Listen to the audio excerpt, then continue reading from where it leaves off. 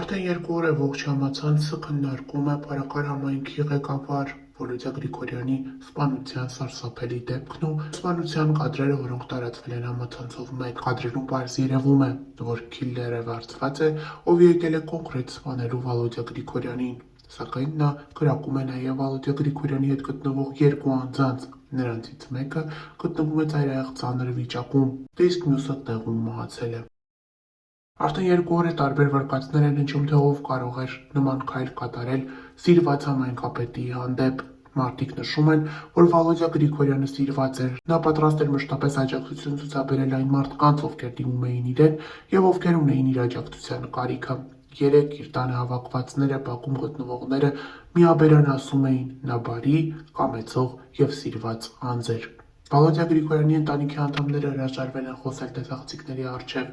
Հայրն արտասվում էր, նշելով, որ չի պատկերացնում, թե ով կարող էր անել իր որդու հանդեպ նման քայլ, երբ իր որդին որևէ մեկին որևէ վատություն չի արել։ Վարչապետ Նիկոլ Փաշինյանն անդրադառնալով տվյալ դեպքին գրառում էր կատարել Facebook-ում։ Խստորեն դատապարտում են Փարաքար խոշորացված համայնքի Մերձավան բնակավայրում տեղի ունեցած լկտի զինված հարձակումը, որի հետևանքով սպանվել է համայնքի ղեկավար Վոլոդյա Գրիգորյանը եւ նրա ընկերը։ Եվս մեկ վիրավորված անձ գտնվում է ծայրահեղ ծանր վիճակում։ Ցավակցում եմ սպանվածների հարազատներին եւ Փարաքարի սիրելի ժողովրդին, վիրավորում ստացած անձին մաղթում եմ շուտ ապույտ ապաքինում։ Իրավապահները պարտավոր են շուտ ապույտ բացահայտել հանցագործության մեջ ներգրավված բոլոր անձանց, նաև մանրամասն վերլուծության պետք է ենթարկվի հարցը, թե կանխարգելիչ ինչպիսի գործողություններ պետք է կատարվեին Փարաքարում բռնությունների շարք թույլ չտալու համար, ովքեր պիտի կատարեին այդ գործողությունները եւ ինչու չեն կատարել։ Այս վերլուծությունից կարվեն անհրաժեշտ հետևություններ։ Սեփական տան բակում Փարաքար խոշորացված համայնքի ղեկավար Վոլոդյա Գրիգորյանի եւ նրա ոստիկան ընկերոջ սպանությունը իսկապես ծանր մարդկային կորուստներ են։ Մեր երկրում ցավոք նորթափ է ստանում բռնությամբ հարցեր լուծելու արատավոր երևույթը։ Հաշվի առնելով հրապարակումները այդ համայնքում տեղի ունեցող արատավոր զարգացումների վերաբերյալ, իրավապահ մարմինները պարտավոր էին դրանք պահել ամենօրյա ուշադրության կենտրոնում այսպիսի ողբերգական վերջաբանը կանխելու համար։ Սա իշխանության պատասխանատվությունն է։ Առավել վտանգավոր է, որ դեպքը տեղի է ունեցել Վոլոդյա Գրիգորյանի տան մոտ ու գիշերը, երբ ենթադրվում է, որ տանն են լինելու բոլորը, այդ թվում երեխաները։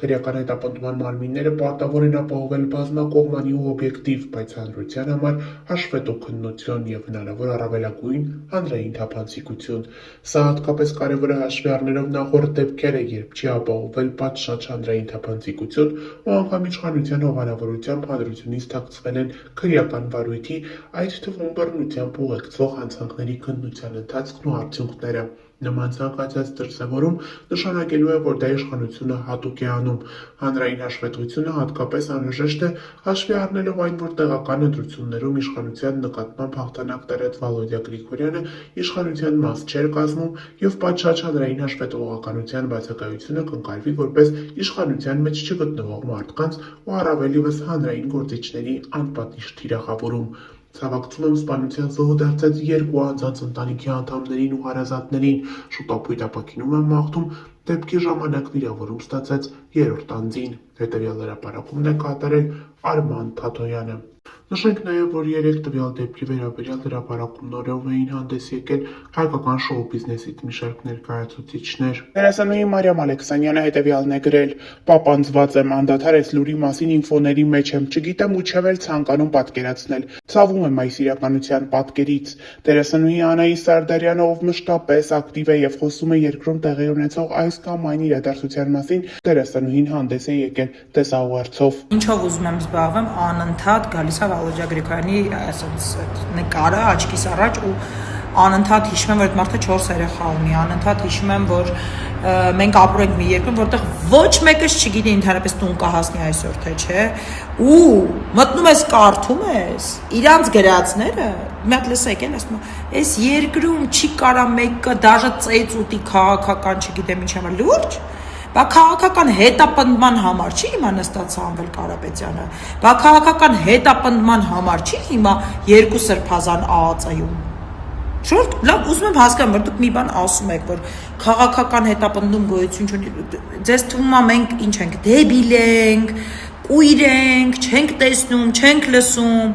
Ու իրականում նկատել եք այս ամեն դեպքերը, նոր Չախյան Արտուրի մոտ էլ դա կարդացի, այս բոլոր ամեն ինչը կատարվում միշտ ընդդիմադիրների հետ, չգիտես ինչի, ես իհարկե ոչ մի ամենայն անկեղծությամբ, դուք գիտեք իմ մարդասեր լինելը, հումանիստ լինելը, իմ մոտ դա առաջնահերթություն է, ես միշտ ասել եմ, որ սրանք վաղը չլինեն իշխանության ու իրանց մեկ ուզենա քասու տակ տա, ես չեմ թողնելու, անձնապես այսպես կանգնել եմ իմ մարմնով պահեմ, որովհետև ես հումանիստ եմ, ես չեմ ուզում ոչ մի մարդու վնաս տրվի, բայց ուզում եմ օրենքով բոլորը պատժվեն, բայց ինչի ամեն ինչ կատարում ընդդիմադիրների հետ, ինչի բոլոր լուսաձայնայինները շպրտում են ընդդիմադիրների վրա, ցուցարարներին, չգիտեմ, գտնում են կամրջի տակ ընկա Նշենք նաև, որ Փարաքար համայնքի ղեկավար Վալոդյա Գրիգորյանի հոգեհանգստի արարողությունը տեղի կունենա սեպտեմբերի 25-ին ժամը 17:00-ից Փարաքարի մշակույթի և երիտասարդության պալատում Նայիրի 40 հասցեում Երևանից դեպի օդանավակայանի խաչմերուկից աջ ուղարկավորությունը տեղի կունենա սեպտեմբերի 26-ին ժամը 12:00-ին նույն վայրից։